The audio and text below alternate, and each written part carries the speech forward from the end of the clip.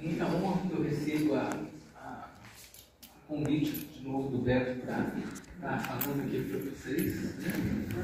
E eu vim pensando o que eu poderia falar hoje para vocês, né? É uma coisa que me chama muita atenção, eu acho que isso desde a época de estudante, porque a psiquiatria sempre foi uma área que me fascinou muito. E eu vejo que a psiquiatria tem muita ligação com a espiritualidade, né? E sempre me intrigou essa questão de como os fenômenos psíquicos, né, afetam a psique humana, né? Muitas vezes eu pego muitos pacientes que têm delírios místicos, né, que se julgam Jesus Cristo, já tem dia até Nossa Senhora Aparecida. Mas, então, isso sempre me fascinou muito.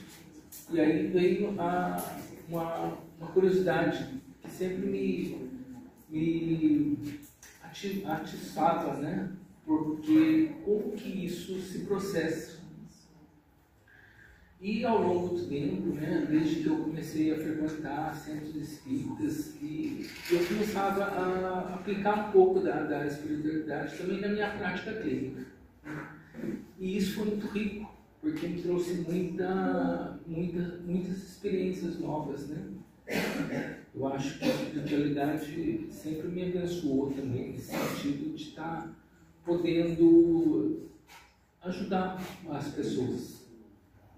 E ao mesmo tempo me preocupava muito no sentido assim, de que até que ponto eu estava sendo muito cético para não acreditar no que as pessoas estavam me dizendo. E aí vinha a pergunta, né? Até que ponto isso é um fenômeno psíquico mesmo, uma alteração da psique, ou se isso é uma manifestação espírita, né? Uma manifestação da mediunidade. E aí comecei a pensar e refletir muito sobre isso, né? Eu fui estudando algumas coisas, fui tentando me aprofundar um pouco mais nessa área, e aí eu comecei a ler muita coisa nesse sentido, e assim, aí eu peguei a evolução humana, né? Desde o homem das cavernas, como que veio sendo a evolução psíquica do homem. Então, o que a gente observa, né? Na época das cavernas, quando se começou a formar as famílias, né? Porque até então tinha porque a gente, como a gente é descendente direto dos animais, né? Dos macacos, a gente veio vendo que de acordo com a evolução,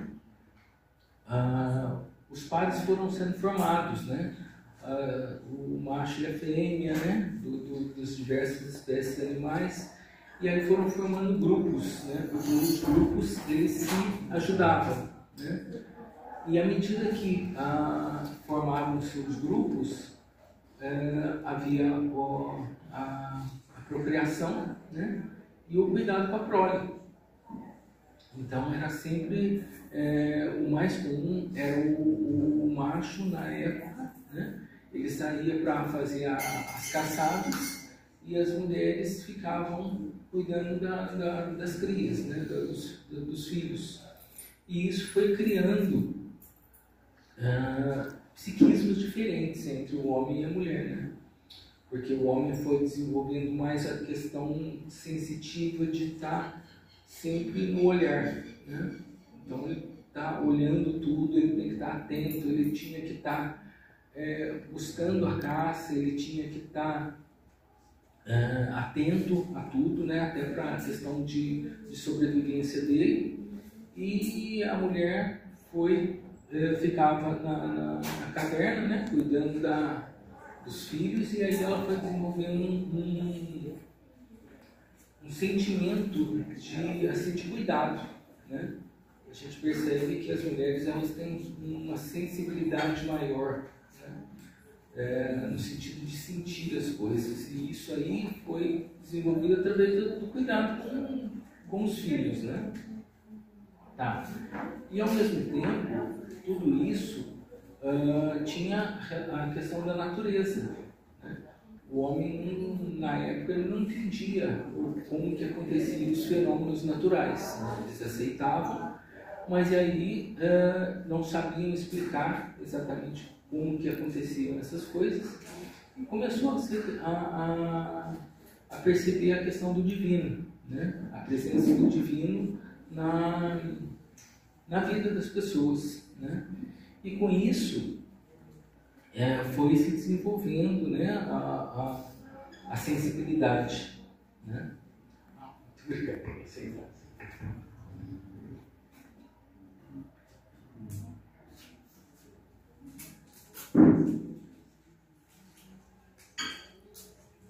Foi se desenvolvendo a sensibilidade, e aí a questão do divino, né, como se muita coisa não era explicada, e aí o homem começou a perceber a presença de Deus. E com isso foi se desenvolvendo todo o culto, né?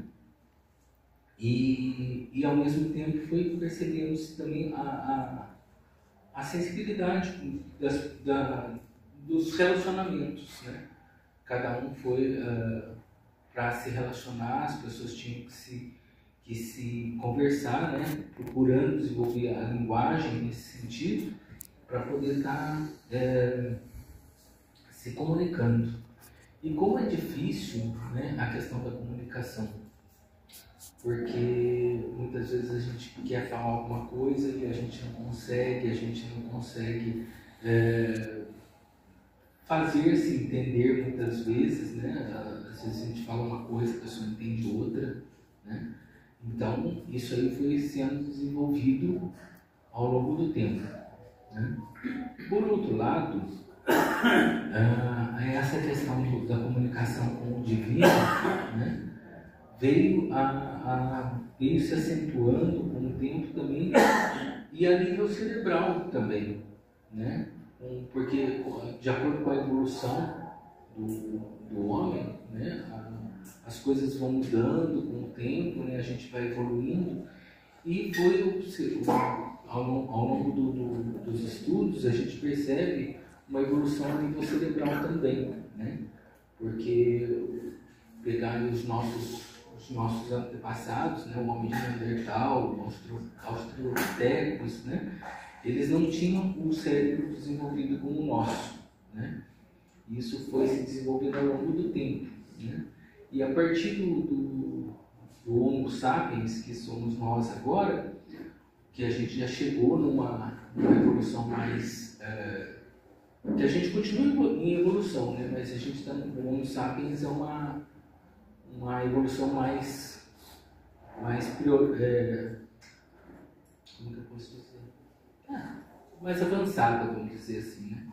E aí, dentro do nosso cérebro atualmente, né, o homem atual, que ainda está em evolução, né, a gente tem aqui a parte do frontal, né, que a gente chama de córtex cerebral, né, que é onde acontecem os nossos fenômenos psíquicos, né. É o córtex frontal, que é a parte mais nova do cérebro, né, e que tende a captar mais as coisas, né, as sensibilidades, né, e ela joga para o hipocampo, que é a região que a gente tem, que é o nosso centro das emoções. E aí a coisa vai se desenvolvendo, né? E o hipocampo é o responsável pelas nossas emoções. Então, tudo que a gente sente, né, a questão afetiva, as nossas tristezas, emoções, né, é tudo processado ali no hipocampo. Tá? E dentro desse contexto, né, eu fui tentar um pouco procurar sobre isso, né?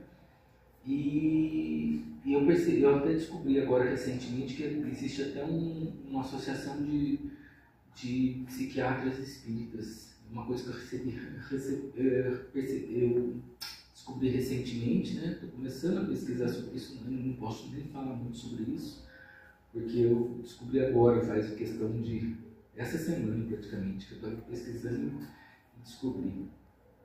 E isso me chamou muita atenção, né? Quem sabe uma próxima vez eu falo melhor sobre isso, tá? Mas assim, a questão da sensibilidade, né? E aí vem a questão de tudo isso que a gente vive aqui também, né?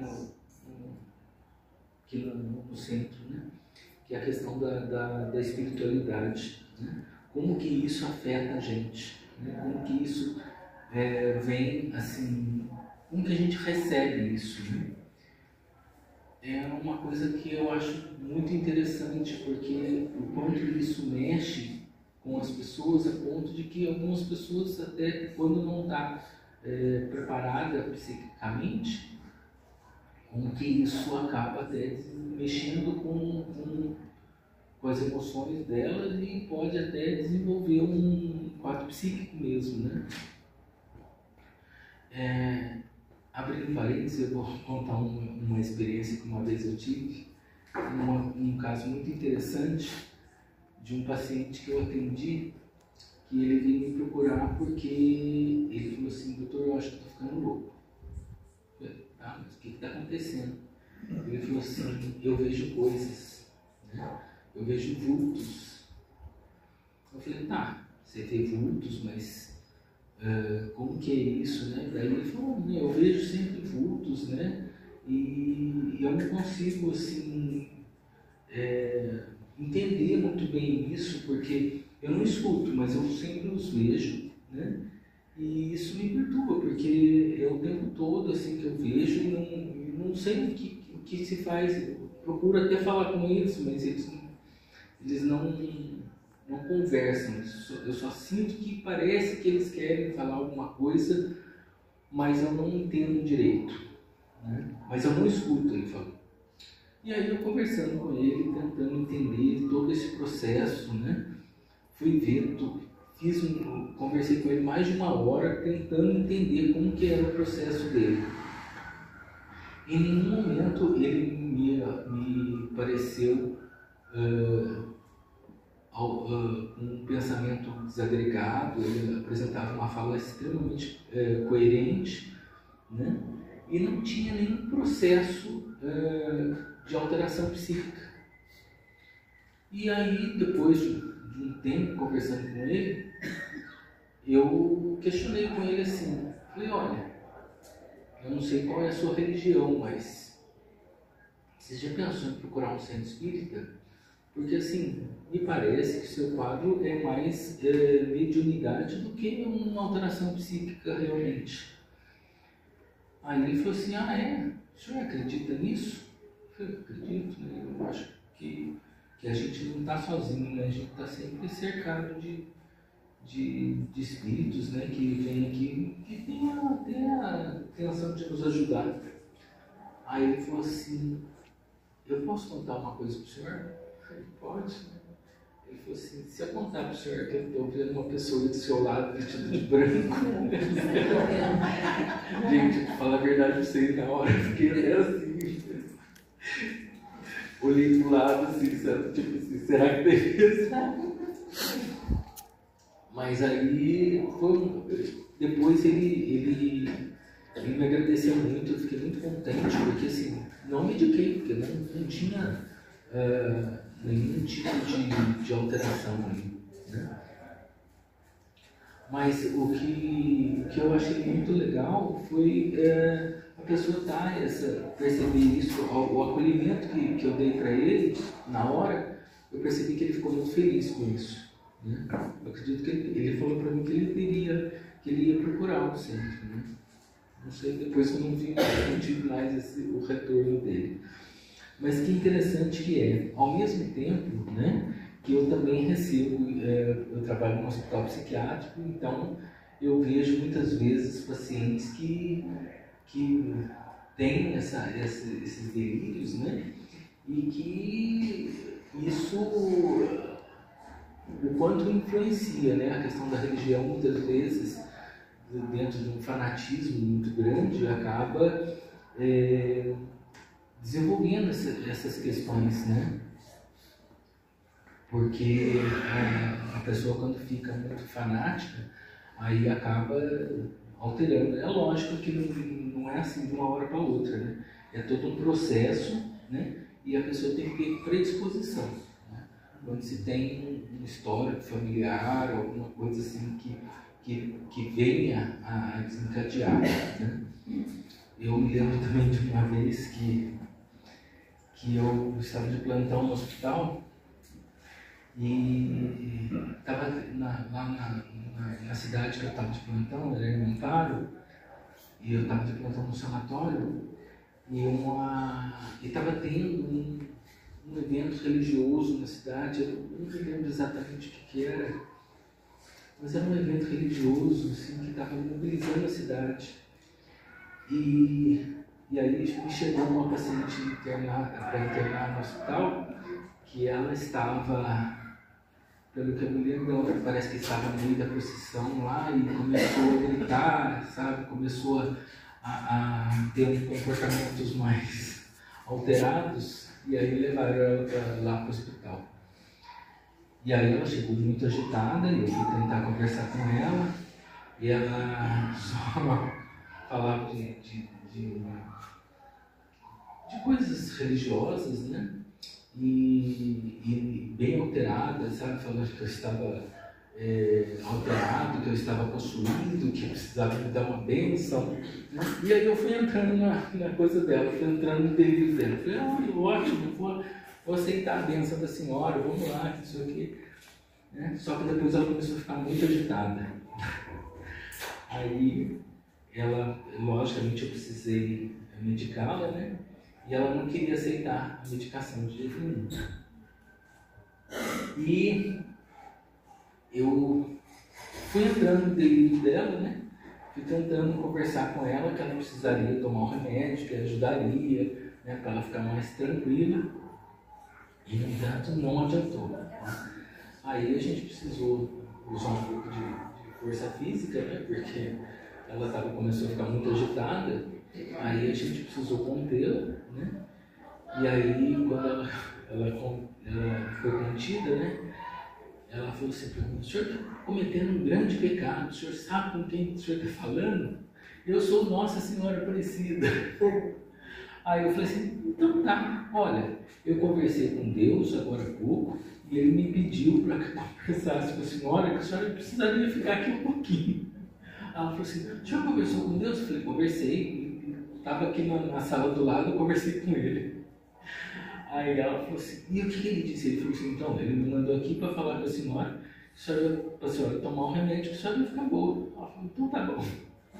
Então, é assim, algumas situações que a gente enfrenta, né? E que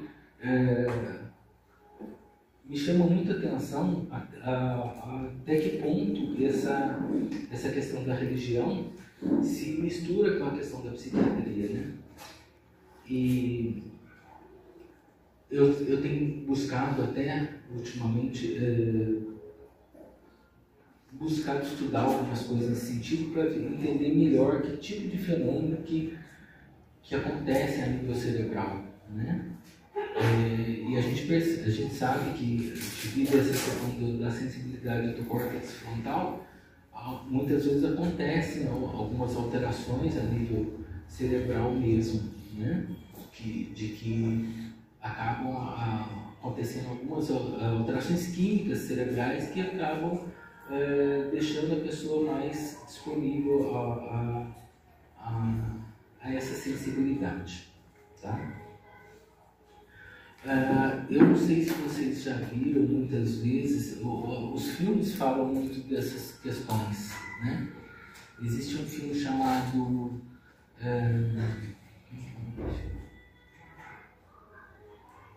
K-Pax, Caminho da Luz, acho que é isso, eu não tenho certeza. É um filme um pouco antigo, que é uma coisa muito interessante, que é um alienígena que cai na Terra e aí ele tenta se interagir com os seres humanos e ele acaba sendo internado no hospital psiquiátrico. E, e dentro do hospital, ele conversando com o médico, ele fala para o médico que ele é um alienígena, essa coisa toda, né? E o médico não acredita nele. E começa a tentar medicá-lo, essa coisa toda, de estar falando para ele que o quanto ele estava delirando e que isso era necessário para... A medicação era necessária para ele se estabilizar, que não sei o quê, e aí vai. E o filme desenrola nesse sentido. Mas isso é uma impressão, porque depois, até o final do filme, a gente acaba se questionando até que ponto... porque o tempo todo ele mantém ele falando a verdade, só que ninguém acredita nele, né? E aí a gente se questiona na questão do psiquismo, né? Até que ponto a gente consegue diferenciar uma coisa de outra e até que ponto a verdade é universal, né? Porque cada um tem a sua verdade também, né? Então, assim, muitas coisas às vezes ficam um pouco confusas, né? Até para a gente que trabalha com isso o tempo todo, muitas vezes os pacientes vêm com um discurso tão pronto, né?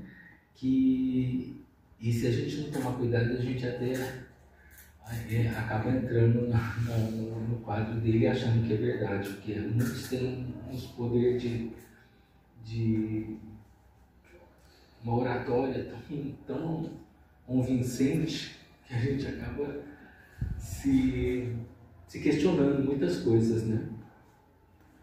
Mas o que eu acho muito interessante nessa questão é essa divisão entre a normalidade, né, e o psiquismo, né, a loucura, né, não exatamente a loucura, mas até que ponto a gente é neurótico porque a gente é psicótico, né? Porque a gente só tem essas duas opções na vida, ou a gente é neurótico ou a gente é psicótico, não tem como.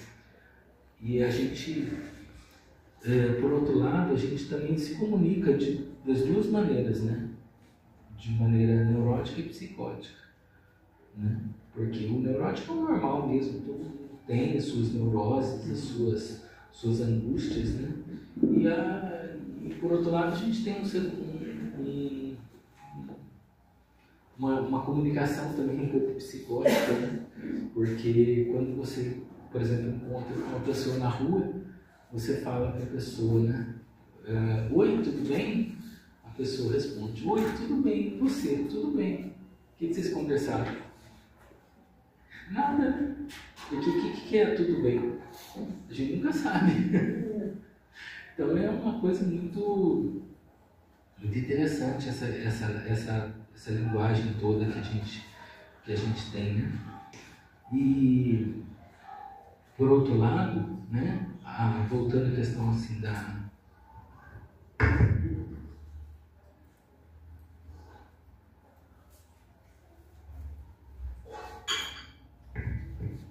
essa questão da espiritualidade, né? O quanto isso mexe com as pessoas, né? Trazendo muitas alterações, né? Então, assim, e também mexendo com a ansiedade, né? Que é uma coisa que, infelizmente, nos dias de hoje, está muito grande, né? Os transtornos de ansiedade estão muito altos, a ponto de que até o Brasil atualmente é o campeão mundial de ansiedade, é o país que mais vende Rivotril no mundo, né? E o quanto a gente o que a gente está fazendo com isso, né? Infelizmente, eu acredito que a modernidade que veio para nos ajudar, sendo usada de maneira errada, né? Ela cria muita ansiedade, né? Se vocês verem, por exemplo, as crianças de hoje, né? Como está difícil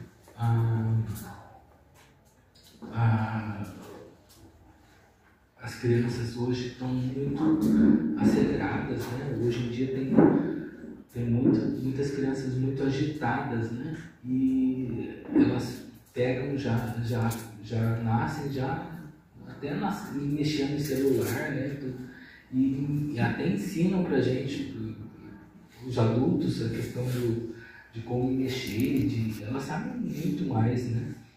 E isso quanto prejudica, né? Porque assim acaba a interação entre elas, né? A interação entre as crianças muito pobre, né? Hoje em dia as crianças quase não brincam entre si, né? Todas elas muitas vezes estão juntas, mas todas elas com o celular na mão. E o quanto isso é ruim para nós, né?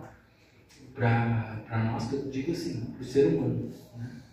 Porque isso acaba afetando muito, né, a questão das relações pessoais, o quanto é difícil, porque você não interagindo com o outro, né, você não se desenvolve, né? Eu tinha um professor que ele falava uma coisa muito interessante. Ele falava assim: quem não se envolve não se desenvolve, né? Porque você fica voltado para as suas vivências e não compartilha com o outro, né? E não compartilhando com o outro, você acaba não interagindo, e aí torna-se muito mais difícil, porque você fica voltado para as suas coisas, você fica voltado para o seu egoísmo, e aí não consegue compartilhar, não desenvolve a empatia, né? E com isso as pessoas vão ficando mais violentas, né? O quanto isso é ruim, né? Gente, só eu estou falando aqui. Alguém tem uma pergunta, alguma coisa? Alguém quer falar alguma coisa? O que explica a questão da ansiedade que faz as pessoas serem ansiosas? Pois é, o que faz as pessoas serem ansiosas, né? Eu acho que assim, a ansiedade é uma coisa que é um fenômeno já humano mesmo, né? A ansiedade é o que nos move, né? Porque a gente está sempre buscando alguma coisa, né? Porém, o problema é como você lida com a sua ansiedade, né? Porque se você não consegue estabelecer metas e ter paciência para as coisas acontecerem devagar, né? Porque hoje em dia o que acontece? As pessoas são muito imediatistas, né? Querem as coisas para ontem, e tudo na vida é um processo, né?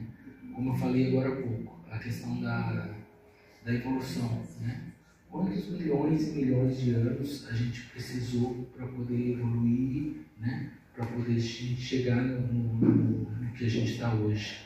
Só que a gente percebe que praticamente da década de 80 para cá, com a evolução, com a explosão, vamos dizer assim, da tecnologia, né? A tecnologia trouxe muita velocidade para os dias de hoje, né? Então a gente é bombardeado de informações o tempo todo, né? E muitas vezes a gente não dá conta disso, né? Porque o cérebro, ele vai processando as coisas devagar, né? A gente não consegue elaborar tudo de uma vez, né? Pega aí, desde da criança até o adulto, né? O cérebro vai evoluindo, né? O que acontece, por exemplo, nas crianças, né? Nos adolescentes? Os adolescentes, eles têm muitas vezes um nível de agressividade grande, né? E torna-se muito difícil a gente dar limites para eles, né? Para mostrar que as coisas não são daquele jeito, né? Por quê? O cérebro do adolescente, ele ainda está em formação, tá? E toda a rede neuronal que é formada desde da infância, né? Porque à medida que a gente vai criando, vai crescendo, vai formando toda a rede neuronal cerebral, né? Por isso que é até importante, quanto mais a criança nos primeiros anos receber estímulos, né? Uma criança que recebe estímulo, que recebe carinho, que recebe atenção dos pais, ela tem muito mais possibilidade de desenvolver melhor do que aquela criança que é colocada apática, né? Sem estímulo, sem interação, né? A criança que muitas vezes assim não é estimulada, né? Não é estimulada a brincar, não é estimulada a conviver com as outras crianças, torna-se uma criança até mais agressiva, né? Por quê? Porque não tem esse desenvolvimento todo, esse desenvolvimento neuronal, né? E à medida que vai sendo estimulado, vai se formando essa rede neuronal, né? Só que no adolescente, o que acontece? Determinada hora, por volta dos 18 anos, entre os 16 e os 18 anos, acontece a poda neuronal, né? Que alguns neurônios que não são utilizados, eles são descartados, né? E à medida que eles são descartados, eles não é uma maneira assim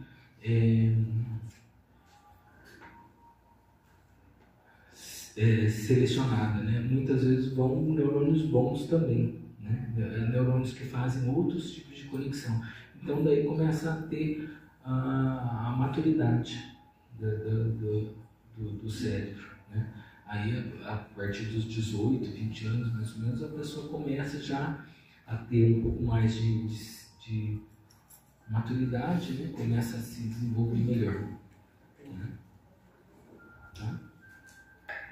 Alguém tem mais? Até que ela falou na pergunta que ele fez, essa ansiedade, começou muito bem, e a gente vê que muita ansiedade é gerada por um lixo de informação que não serve para nada para nós, né? E a pessoa assimila aquilo, como se é um negócio lá do outro lado do mundo, que não tem nada a ver conosco, né? A pessoa recebe aquela informação, vai carregando aquilo, não tem nada a ver com o dia a dia dele, né? Ele vai acrescentando aquilo, né? Então tem muita informação que a mídia joga, que acaba sendo um lixo, não serve nada para nós e acaba aumentando esse processo de ansiedade, né? Para pensar assim, não pode? Com certeza, com certeza. Como eu disse, né? A tecnologia nos trouxe grandes avanços, porém também trouxe grandes malefícios, né? Porque a gente recebe uma gama de informações tão grande e a gente, para selecionar isso, e além do que, quando a gente vai conversar com as pessoas, a gente tem que estar informado, né? Então muitas vezes as pessoas falam assim, você não viu isso? Não dá, tem coisas que não dá. Eu mesmo, né, na minha área, eu recebo muitas informações, são assim, é uma gama enorme de informações, né? Eu estou sempre renovando, sempre estudando e assim, muitas vezes a gente olha assim, tem coisas que falam assim, não, isso aí não serve para nada, né? Mas até a gente saber, a gente tem que se inteirar, né? Então assim, a gama de informações é muito grande e isso a gente fica assim, até desnorteado com tudo isso, né? Então não é fácil. Outro problema, se inteirar é uma coisa, agora assimilar aquilo e levar a mente sentimental é outra, né? É isso? Você pode até avaliar, pode até anotar aquilo, mas não carregar aquilo consigo, né? Se não serve, joga fora, não é isso? Não, exatamente. Aí é que tá, né? O jogar fora. Porque muitas vezes a gente pega a coisa e a gente sabe que aquilo não está fazendo bem, né? E a gente precisa jogar fora, né? E muitas vezes não sabe como e fica naquela coisa, né? De estar, meu Deus, o que eu vou fazer agora? Né? E aí a angústia aumenta mais ainda. Né? Um dos exercícios, eu acho que mais interessantes que tem para esse tipo de coisa é a meditação. Né? A meditação ela nos traz equilíbrio, né? Nos traz tranquilidade, né? e ajuda a gente a se centrar. Né? Só que é uma coisa que hoje em dia é difícil também, porque as pessoas mal têm tempo, né, de estar se recolhendo para si mesmas. Né? Bom, gente, depois eu... Doutor, com relação à depressão, vamos falar agora com relação também à mediunidade. Você consegue identificar na depressão essa questão mediúnica? Chega ao seu consultório, isso mesmo? Olha, isso aqui eu acho que não é bem a depressão mediúnica clássica. Né? A depressão é a falta de algumas professores, né? Eu falo mais ou menos. Desculpa, eu não entendi a questão. Depressão com relação à mediunidade. Ele tem alguma ligação com algo, se é algo de obsessão. Você não percebe, não? Se a depressão tem a ver com a mediunidade, no sentido... Sim, de uma certa maneira sim, porque o que acontece? Muitas vezes a pessoa não percebe que no caso, né, a mediunidade às vezes se manifesta, né, e a pessoa muitas vezes ela não consegue perceber isso, né, principalmente essas pessoas que são mais céticas, né, que às vezes têm uma certa sensibilidade e não conseguem lidar com aquilo, né, e aí começa a ficar angustiada com isso, não sabe como lidar, né, e muitas vezes acontece, a pessoa começa num quadro de ansiedade, não sabe como lidar com aquilo e acaba desenvolvendo eu particularmente nunca peguei nesse sentido, né? Mas estou imaginando que seja, porque a ansiedade causa mesmo muita angústia, né? E a pessoa pode vir até desenvolver um quadro deprimido mesmo, né? Eu digo isso porque às vezes eu vou estar com as pessoas que são médicas, nos princípios, né? Muitos deles têm uma dificuldade muito grande, sofrem muito e já tentaram utilizar um ou outro, né? Acho que seria 10 já pensaram em suicídio, né? Sem médios não. Justamente, né? O que eu estou dizendo, muitas vezes a pessoa não sabe lidar com esse tipo de coisa, né? E tem a questão dos obsessores, né? Os obsessores que vêm e se aproveitam desse período, né? Porque o depressivo ele fica muito suscetível, né? a emoções negativas, né? Sim, exatamente. A sugestibilidade é uma coisa muito complicada, porque a pessoa acaba pegando aquilo, né, e interiorizando, né? E o depressivo mais ainda, né? Porque no depressivo, como você me falou, né, há uma queda de alguns neurotransmissores cerebrais, né? O que causa isso a gente não sabe ainda, tá? Os fatores, assim, não é que a gente não sabe, não tem um fator único, né? Perdas familiares, né? Trabalho, decepções afetivas, né? Família, né? Muitas vezes todas essas questões associadas, né? O ambiente de maneira geral, né? Ele influencia no nosso psiquismo. Então, assim, tudo isso às vezes causa alterações no funcionamento do cérebro e dá a deficiência dessas neurotransmissores, né? E aí é onde a pessoa entra no quadro deprimido, né? E aí há a necessidade da questão medicamentosa para poder melhorar, né? Só que, assim, o que a gente sempre tem que tomar cuidado, eu, pelo menos, sempre tomo muito cuidado com relação a isso, é a questão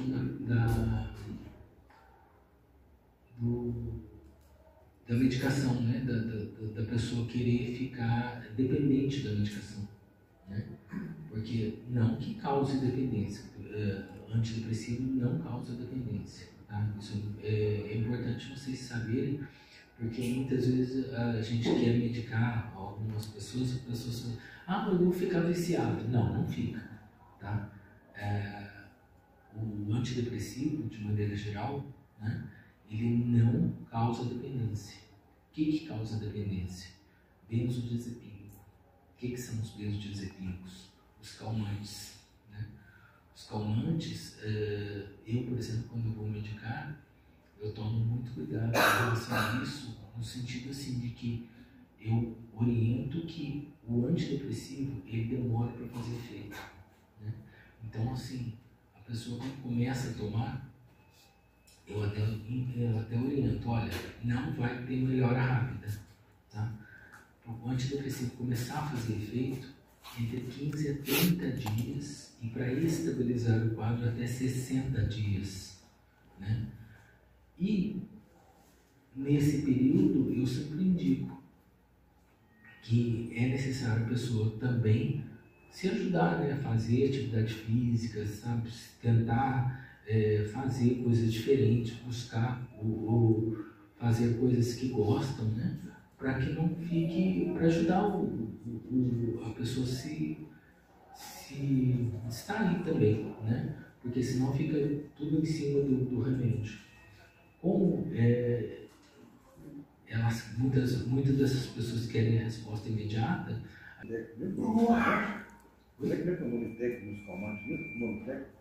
Bom, existem dois tipos de calmantes que quando a gente fala calmante, né, tem dois tipos, né? Tem os ansiolíticos, né, que combatem a ansiedade, né? E tem os hipnóticos, que esses são para dormir. Tá? Você falou outro nome agora. O nome antes eu falei. Antes eu falava do isso, outro nome. Um nome composto aí. Os benzodiazepínicos. Benzodiazepínicos é uma classe. É a classe da medicação. Né? Sobre barbitúrico também, isso também é usado, né? Os barbitúricos também é uma gama de remédio para isso, não é? O barbitúricos, eles eram chamados de barbitúricos antigamente. Né? Os barbitúricos são os hipnóticos, né? Então, tipo assim, os que são os remédios para dormir, né? Que são, muita gente fala acha que o Rivotril, por exemplo, é um hipnótico, né? Que toma remédio para dormir, o Rivotril para dormir. O Rivotril não é para dormir. O Rivotril ele é um ansiolítico. Né? Os hipnóticos para dormir são outra classe, né? Que é tipo o Zolpidem, né? Que está muito em moda ultimamente, né? Tem o Zolpidem, tem o... Não, o diazepam é um calmante também. Né? Tem o nitrazepam, que é também um indutor de sono, né? O flunitrazepam, né? Tem uma gama enorme. Né? Esses são os benzodiazepínicos. Alguém quer perguntar alguma coisa? Doutor, e a faculdade de medicina, ela associa, né, que a psiquiatria ela pode estar ligada com espiritualidade, mediunidade, ou na faculdade isso não é abordado? Na minha época não era, tá? Na minha época não era abordado. Né? Porém, bom, isso também faz 30 anos. Mas atualmente eu já ouvi dizer que tem faculdades de medicina que estão colocando a espiritualidade como uma disciplina já. Eu acho isso muito enorme, porque na minha época, inclusive,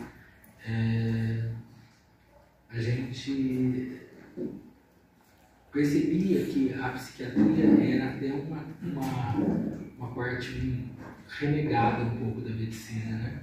Porque ninguém acreditava muito na psiquiatria e aquela coisa, né? Mas no psiquiatra tem que estar louco, né? Hoje em dia já não é assim, porque a gente percebe o quanto o mundo está louco, né? Então, isso acaba afetando a gente.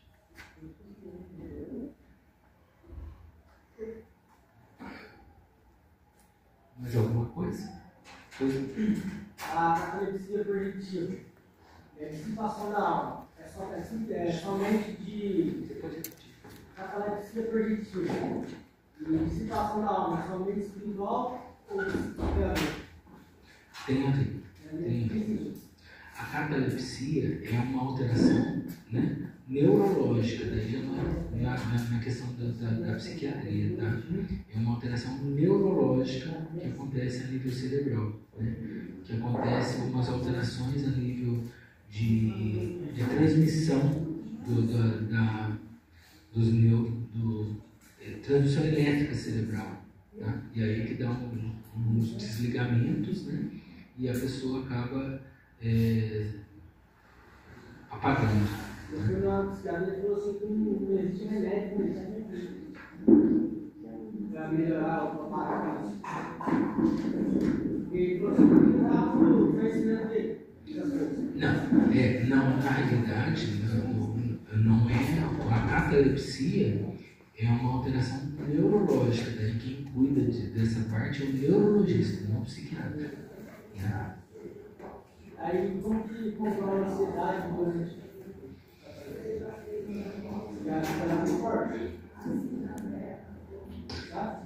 Você está dizendo da catalepsia ou da epilepsia? Catalepsia. A ansiedade é o que eu estou dizendo, né? Faz parte do ser humano, né? E aí a gente tem que ir tratando, né? Tratando, e a ansiedade a gente cuida de dois jeitos, né? Com a medicação e também com psicoterapia.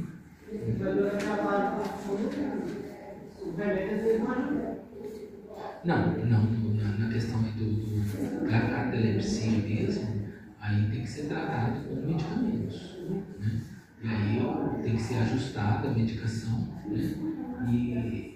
E aí vai sendo acompanhado pelo médico. Eu não posso falar muito porque não é minha área, né? Eu não tenho conhecimento sobre catalepsia, né? Porque isso é parte neurológica. Tá bom?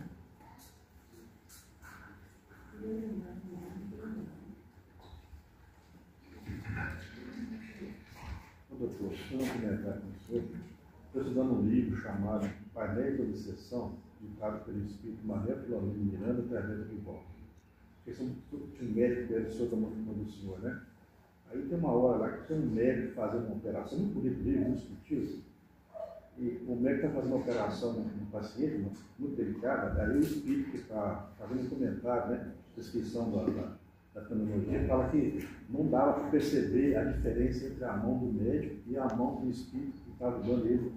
Quem segurava a ferramenta? Se era a mão do médico, né? Segurava o bisturi, se era a mão do médico ou se era a mão do espírito que estava dando. Então, ele não está sozinho mesmo, né? Não está sozinho. Muitas vezes, eu já percebi que muitas vezes, quando eu estou atendendo o paciente, que muitas vezes, alguns casos que eu pego que são muito complicados, muitas vezes eu levo o pensamento a Deus e peço: Deus, me ilumina aqui, porque muitas vezes eu me sinto perdido de como conduzir, né? E é muito engraçado isso, porque inclusive eu tive uma experiência que ficou muito marcada para mim. Eu acho que foi a primeira vez que me aconteceu isso.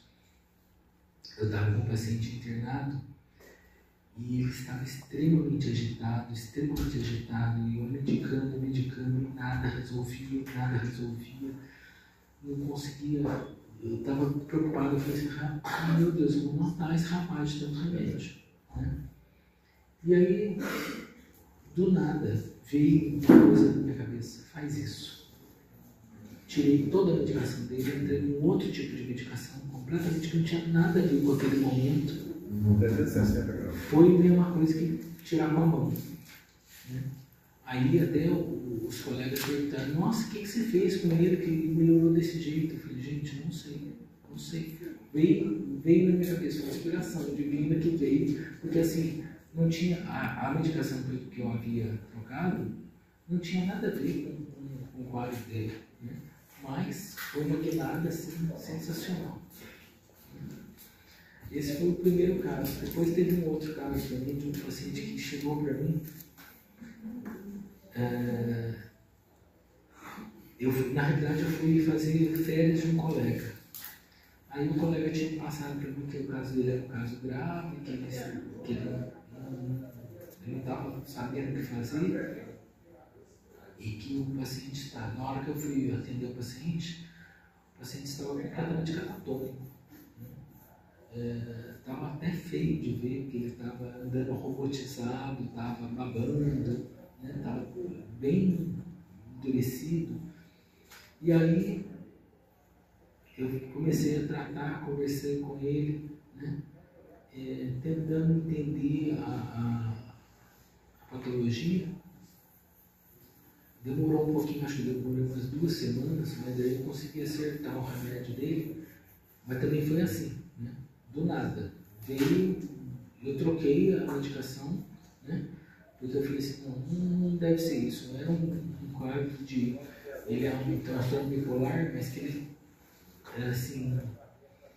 Eu consegui chegar ao diagnóstico de transtorno bipolar que durou muito tempo, porque tudo falava a favor de um quadro de esquizofrenia, mas um quadro muito incaracterístico.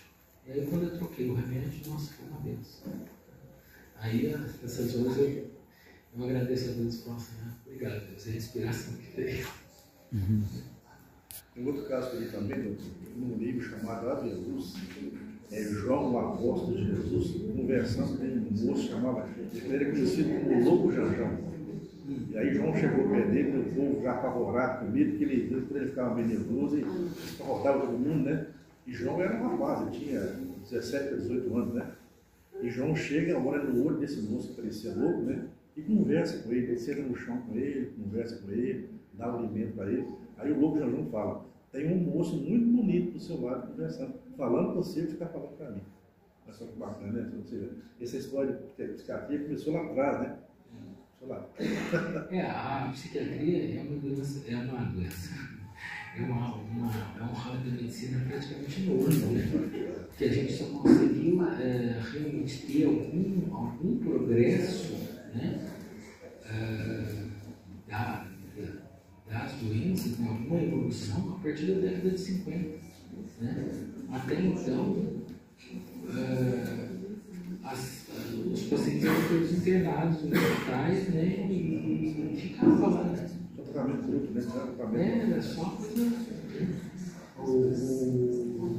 Na época do Freud, por exemplo, que não existia remédio, era só psicanálise e ficava daquele jeito. Depois, quando veio a questão do eletrochoque, que foi uma coisa muito agressiva, hoje em dia o eletrochoque ainda é usado, só que de uma maneira muito mais humana, muito melhor. Aquele filme que tem da Nise, uma psiquiatra brasileira, muito bonito, e ela foi uma revolucionária. Ela introduziu a terapia ocupacional como uma forma de trazer o consciente, e poder lidar com isso. É um filme muito bonito. Nise, o coração da loucura. Muito bonito. É um filme muito bonito. E é verdadeiro, Porque a Nise é brasileira. E baseado nisso que o senhor está falando, não sei se alguém já assistiu aqui também A Cabana, o filme A Cabana. É um filme muito bonito. É bem espiritualista. Bom, gente, eu acho que era isso que eu tinha que falar para vocês. Agradeço o convite e estou à disposição. Obrigado, senhor. Obrigado.